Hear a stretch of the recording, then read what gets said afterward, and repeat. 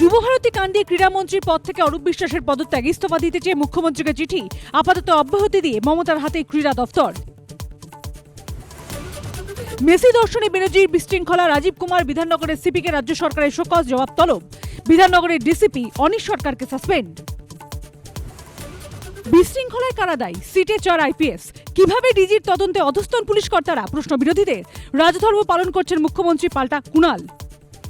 যুবভারতী কাণ্ডে রাজীব কুমার সহ পুলিশ কর্তাদের বিরুদ্ধে পদক্ষেপ, কেন নেতা মন্ত্রীদের ছাড়? প্রশ্ন সুকান্ত। স্পোর্টস মিনিস্টার অরূপ বিশ্বাস আর সুজিত বোস, এই দুজনকে সবার আগে অ্যারেস্ট করা উচিত।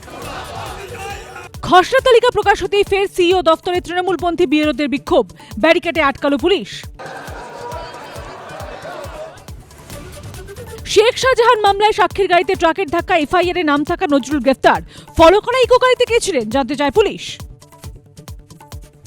ক্রীড়ামন্ত্রী ইস্তফা, ডিজিপিকে শোকজ, এবার কোন পথে তদন্ত? আজই যুবভারতী পরিদর্শনে যাওয়ার আইপিএস এর বিশেষ তদন্তকারী দল।